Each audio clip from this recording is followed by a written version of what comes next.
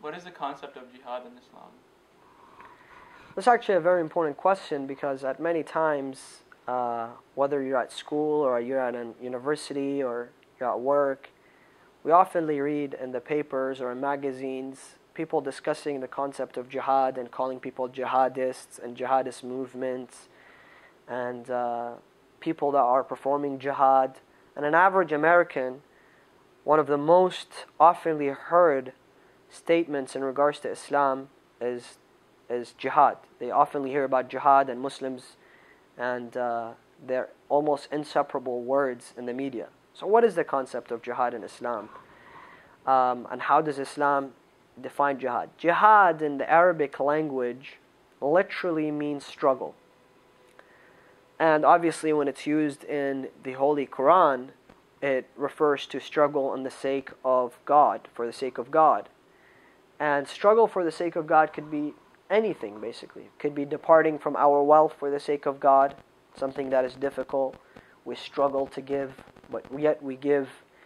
Could be, for example, taking out our time late at night when we're tired to do a service, a charitable work. That could be a form of jihad because it contains struggle. For the Muslim woman that practice the veil in this country or in the West, where people look down upon them because of practicing the veil, it is also a form of jihad. For Muslims that eat what is known to be halal, basically the same concept as kosher. The Jews have what's kosher, and they only eat kosher, and the Muslims eat halal meat, basically a meat that has been prepared and slaughtered in the Islamic way. If I were to practice that concept, then I wouldn't be able to eat at McDonald's. I wouldn't be able to eat at many different restaurants. Growing up, going to college, trying to grab a meal in my lunch break, and that could be difficult sometimes. That is also a form of struggle, and it could be entitled jihad. But if we're speaking about jihad, which means being in the battlefield and fighting for the sake of God, a more specific way of using that term, I'd like to say this before I actually examine that concept. One day the Muslims came back from a deadly war, and they had many wounded, many killed, and the Prophet said, I welcome you back from the minor jihad. And they said to him, oh, the Messenger of God, you're telling us that we came from the minor jihad? Is there going to be a more brutal war after this that we have to go through? And the Prophet said, no. The minor jihad is the physical jihad where you physically struggle, whether it's paying charity, whether it's praying on time, whether it's practicing the veil, whether it's not drinking, whether it's...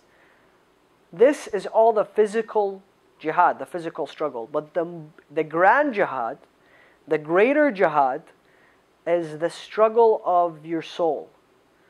For us to be able to overcome our jealousies, for us to be able to fight the temptations within us, and that is the greater jihad. So another way of the Prophet emphasizing that a complete Muslim is a Muslim that wins the battle within and perfects himself before perfecting others, before teaching others, before preaching to others.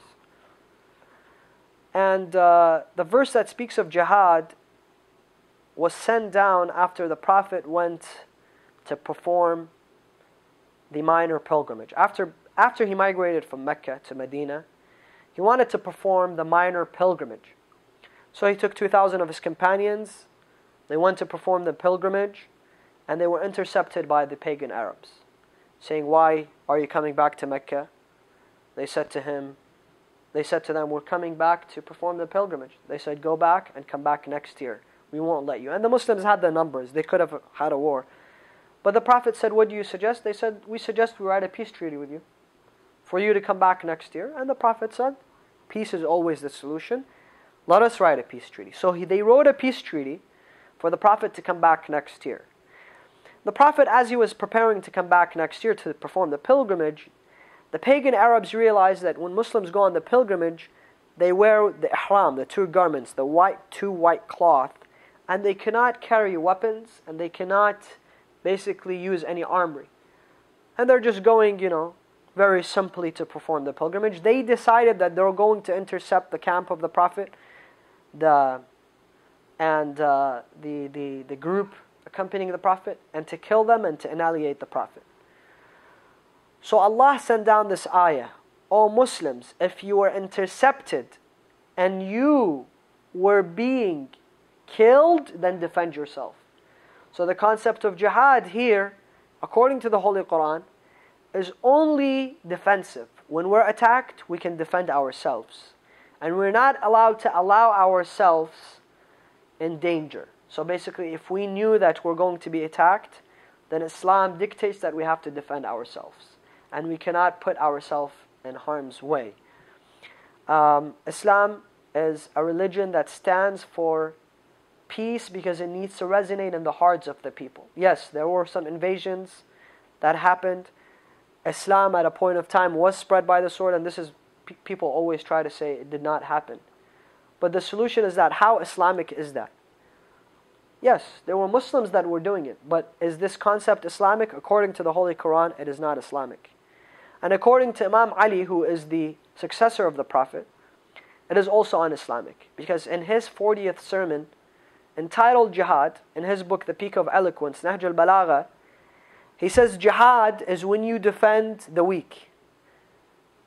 If that weak is a Muslim woman, or a Christian woman, or a Jewish woman that is under the protection of the Muslims.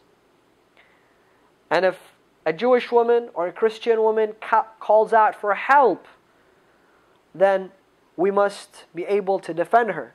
And if we're not able to defend her, and if we're not able to give justice to them and protect them, then we shall die out of sorrow and sadness. Which, once again, re-emphasizes that the concept of jihad and a battlefield does not just belong to defending the Muslims, but to defend every human being that is in need of help. And I think that we need to truly educate ourselves about this concept of jihad, to be able to teach others, those who ask us, that the statement of jihad or the notion of jihad has been always twisted in the media and misused, fortunately.